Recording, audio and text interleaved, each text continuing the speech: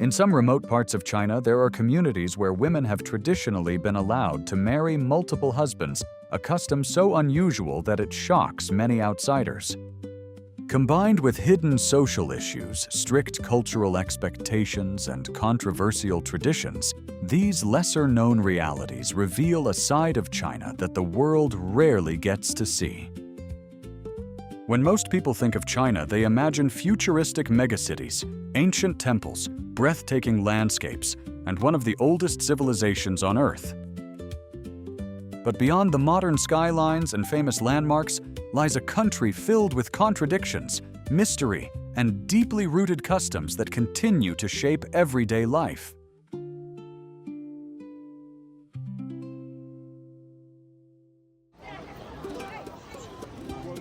In this travel documentary, we'll dive beneath the surface to explore the darker, more complex side of China, from unconventional marriage traditions and isolated communities to the pressures of modern urban society and cultural practices hidden from mainstream attention. So buckle up for a fascinating journey into a China that may leave you surprised, reflective, and eager to learn more. And before we begin, don't forget to like, comment, and subscribe to Beewild for more eye-opening travel documentaries from around the world.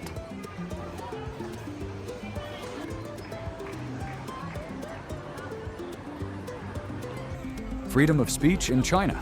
The reality behind the words. Freedom of speech in China is unique and vastly different from what you might experience in Western countries.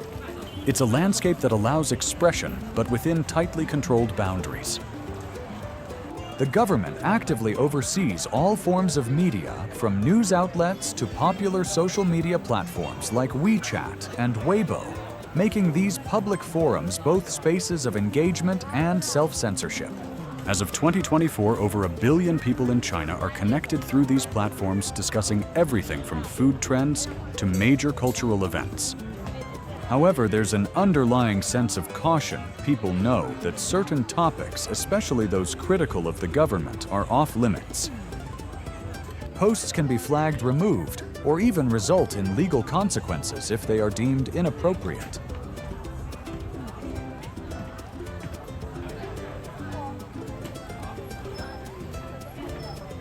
This environment of government supervision creates a culture of self-censorship, even among those who aren't looking to criticize authorities. Discussions on sensitive issues are avoided even in private conversations for fear of accusations of disrupting social order. This means that everyday conversations are limited by what is considered politically acceptable, and the weight of surveillance extends beyond social media into the fabric of daily life. In a world where many of us express ourselves openly on social media without a second thought, it's a stark reminder of how fragile that freedom can be. The emotional toll of constantly watching one's words and the absence of open discourse can shape social dynamics in profound ways, creating a society where questioning authority is not just rare, it's a potential risk to one's livelihood or even freedom.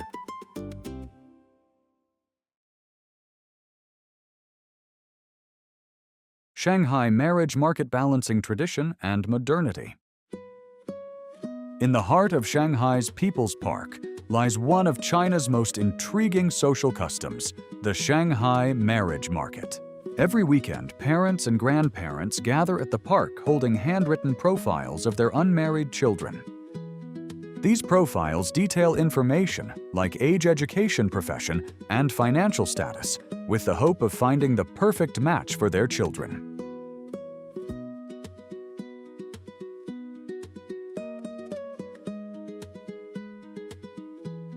This market is more than just a place to arrange marriages. It's a reflection of how traditional values intersect with the modern world. For the older generations, marriage is not only a personal milestone, but also a critical part of maintaining family honor and social stability. Meanwhile, younger generations are increasingly prioritizing careers, travel, and personal freedom over settling down at a predetermined age. Do you think the younger generations are right to prioritize their individual happiness over family expectations? Or does honoring traditional roles still have a place in today's world? The marriage market reflects a broader conflict in Chinese society: how to maintain cultural traditions in an era of rapid modernization. This tension is one many cultures experience, but it is especially pronounced in China, where family honor and unity hold immense cultural significance. The expectations to marry and settle down by a certain age create societal pressure, particularly on young women who may face judgment and labels like leftover women if they remain unmarried past their mid-20s. This market is a manifestation of the older generation's deep-seated values, which sometimes clash with the aspirations of a younger, more globally influenced generation.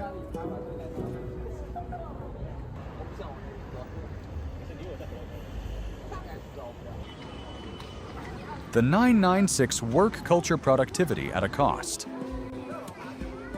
Another lesser-known facet of China is the rigorous 996 work culture. Popularized by major tech giants such as Alibaba and Huawei, this grueling schedule has been both lauded and criticized for its role in the country's technological boom. Supporters argue that the 996 work culture is the key to innovation, allowing China to catch up with and even surpass Western tech giants. However, this comes at a significant cost to workers. In a 2023 survey, over 60% of employees in the tech sector reported working overtime regularly.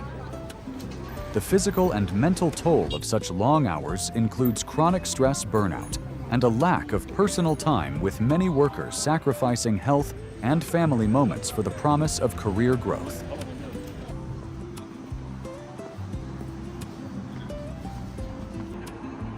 Even the government has acknowledged the detrimental effects of this culture. In 2019, the Supreme Court and Ministry of Human Resources declared the 996 schedule a violation of labor laws, but change has been slow. Despite the ruling, many employers still enforce or subtly encourage long hours, making it culturally normalized. The practice is so deeply ingrained that many still view it as a necessary part of achieving success, with phrases like "hard work pays off" used to justify the grueling hours. This raises broader questions about the sustainability of such a culture, not just for workers' well-being, but also for productivity in the long term. The lingering question is, can China continue to be a technological leader without compromising the well-being of its workforce? Will this relentless pursuit of success ultimately prove to be an obstacle rather than a stepping stone for the quality of life in Chinese society? Food safety issues and counterfeit products. The hidden threat. China's rapid industrialization has brought about incredible growth, but also challenges, particularly in the realm of food safety. The phrase "made in China" has unfortunately often been associated with counterfeit products or lower quality. And in the food industry, this perception is not entirely unfounded. There have been numerous incidents where food products were found to be mislabeled or made from questionable materials. Synthetic rice made from a mixture of potatoes, sweet potatoes, and synthetic substances is one example. These artificial products have occasionally made their way into local and even international markets, posing health risks. Processed meats chemically treated to resemble beef or eggs made from synthetic materials have raised additional concerns.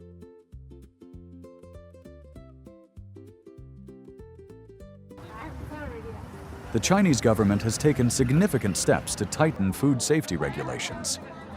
Campaigns aimed at improving quality and stricter penalties have been implemented, but the scale of the country's food production means monitoring every small producer remains challenging. In rural areas where food production is less industrialized, the challenge intensifies, with small family-owned producers sometimes slipping through the regulatory cracks. Yet consumer trust, both domestically and internationally, is crucial for China as one of the world's largest food exporters. Stricter safety protocols and educational campaigns targeting producers are part of the ongoing strategy, but many consumers still have lingering doubts. As more regulations come into place, we can only hope that such incidents become a thing of the past and that transparency in production practices will help restore consumer confidence. The hidden threat of food safety underscores the broader complexities of balancing rapid growth with quality control and health. Cultural and religious restrictions. The minority struggles. China is a diverse country with numerous ethnic groups and religious communities. However, not all of these communities have been allowed to freely practice their cultural and religious traditions. In regions like Xinjiang and Tibet, heavy restrictions have been placed on cultural expression, often under the guise of national unity. In Xinjiang, the Uyghur population, who are predominantly Muslim, face strict regulations that restrict their religious practices. Many Uyghurs have been forced into re-education camps, and there is significant government oversight in terms of their ability to freely worship, speak their language, and maintain cultural traditions. A similar situation exists in Tibet, where Tibetan Buddhism has come under increasing scrutiny with religious leaders and monasteries facing tight control. Human rights groups have continually urged the international community to hold China accountable. In June 2024, Human Rights Watch, backed by other international organizations, called on the United Nations to review China's practices in these areas. While the Chinese government frames these policies as part of an effort to integrate minority groups, critics argue that they strip away unique identities and enforce conformity. The use of surveillance technology to monitor these communities further exacerbates the issue, creating an atmosphere of fear and suspicion. For many within these minority groups, maintaining cultural identity becomes an act of resistance. The government's emphasis on national unity may unintentionally deepen the sense of division, as efforts to assimilate are perceived as attempts to erase cultural diversity.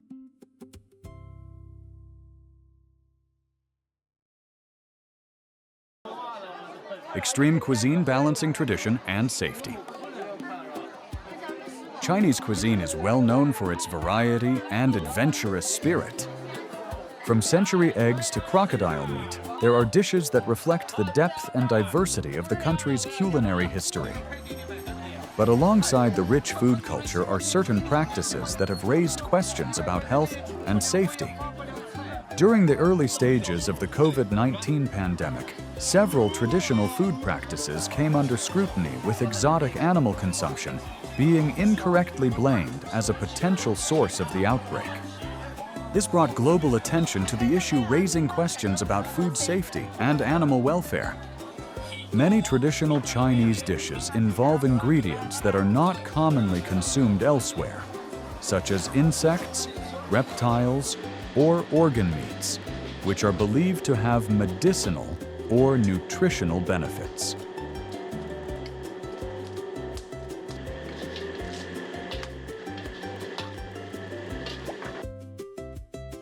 However, these dishes often lack standardized preparation guidelines, which increases health risks. China has responded by introducing stricter food safety regulations and measures aimed at controlling markets that deal in exotic meats. However, the question remains, how can China balance the desire to preserve culinary traditions with the necessity of ensuring public health?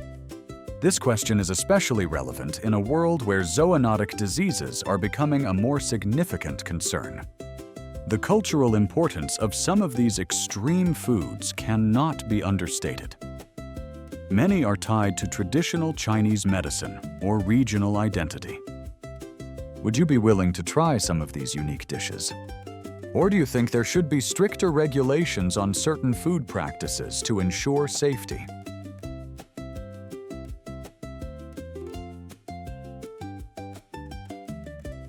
Social inequality and overpopulation in Beijing, a tale of two cities. Beijing, the capital of China, is a city of striking contrasts, a place where immense wealth and poverty exist side by side.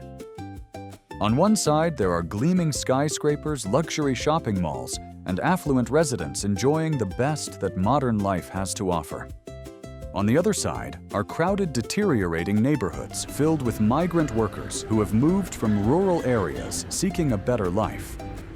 Beijing's population stands at over 21 million people as of 2024, and this density puts immense strain on the city's infrastructure and resources. Healthcare, education, and other essential services are often reserved for those who hold an urban residency permit or Hukou. Migrants who play an essential role in building and maintaining the city are left with limited access to these vital resources.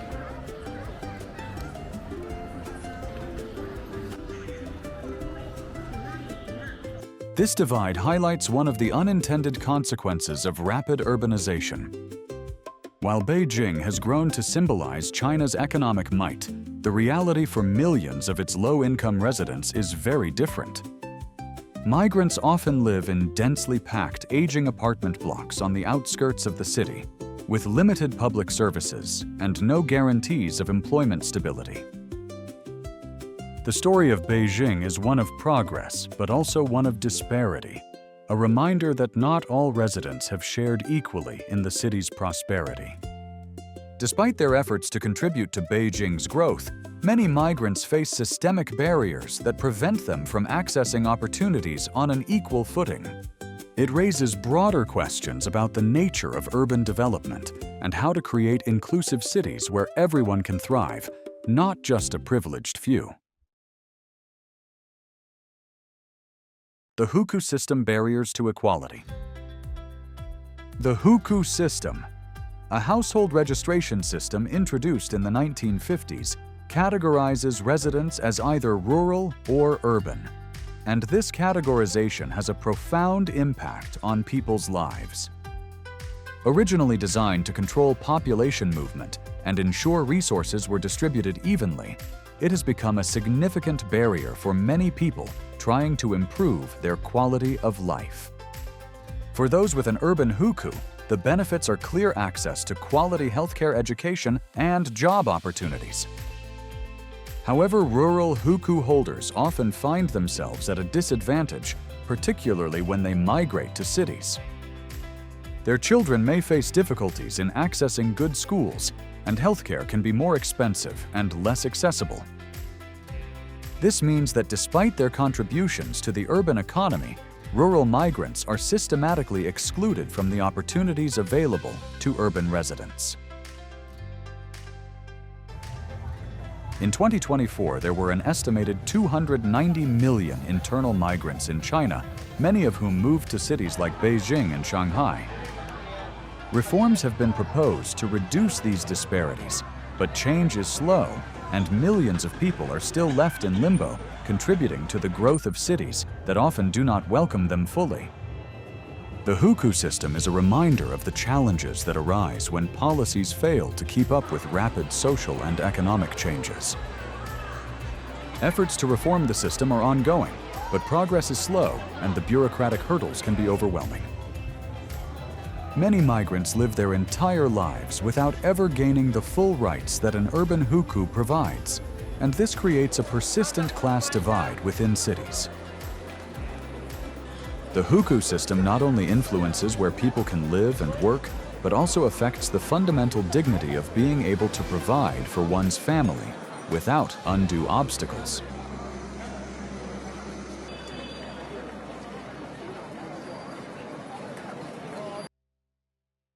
Environmental and transportation issues in Beijing.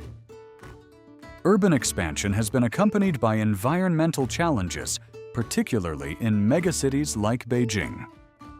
The city has struggled with air quality issues for years, with pollution often reaching hazardous levels. The combination of increased private car ownership, coal-fired power plants, and industrial activity has led to persistent smog that envelops the city for much of the year. The World Health Organization reported in 2024 that Beijing ranks among the top 10 most polluted cities globally. For residents, the gray skies are not just an inconvenience, they pose a real health risk contributing to respiratory and cardiovascular problems. During winter, the problem is exacerbated as coal is burned for heating, leading to an even denser blanket of pollution. This pollution affects not only health, but also quality of life, forcing people to stay indoors and curtailing outdoor activities.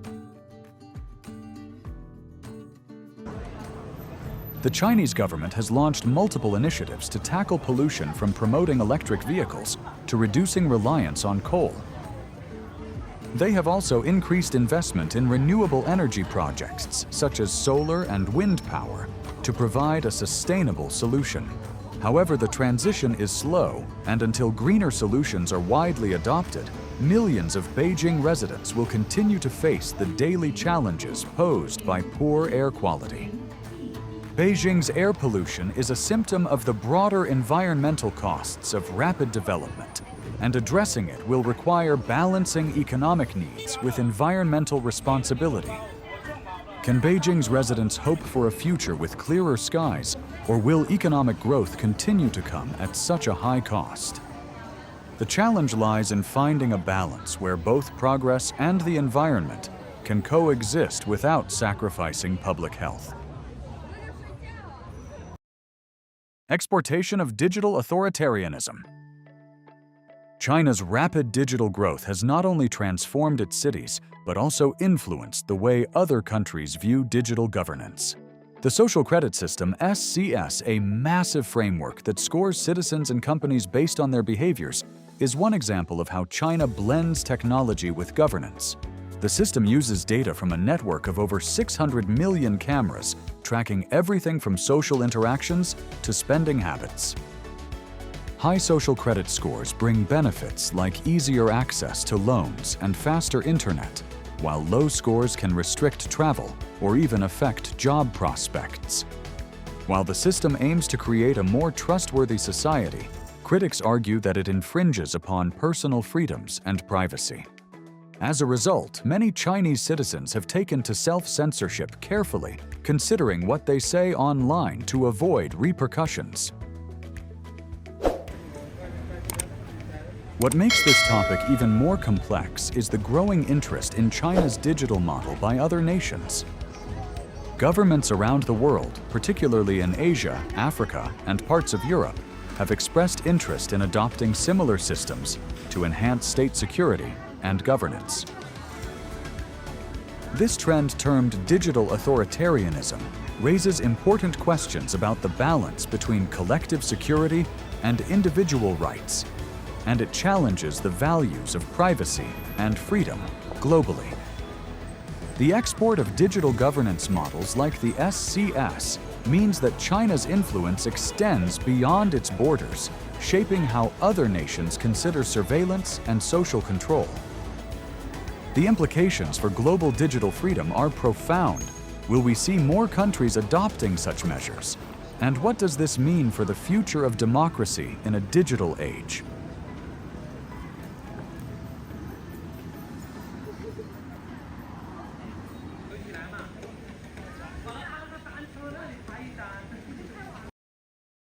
Urbanization in Chongqing, digital transformation and challenges. Chongqing, a sprawling megacity with over 30 million residents, represents both the potential and challenges of urbanization and digital transformation in China. As part of China's ambitious Digital Silk Road initiative, Chongqing has seen major investments in high-tech infrastructure, including AI systems, 5G networks, and smart city solutions. These technologies have been introduced not only to improve connectivity, but also to enhance urban management. Real-time data analysis allows for efficient public services, better traffic control, and improved emergency response. However, while technology has transformed the city, it also raises concerns about data privacy and control issues that are part of a larger conversation on how much power governments should have over citizens' information. The growing surveillance network, meant to ensure efficiency and security, can sometimes blur the lines between protection and intrusion.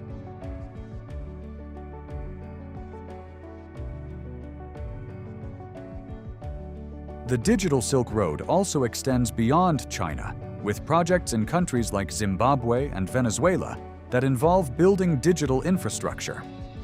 While this can significantly boost local economies, it also risks importing a centralized model of information management that could limit freedoms.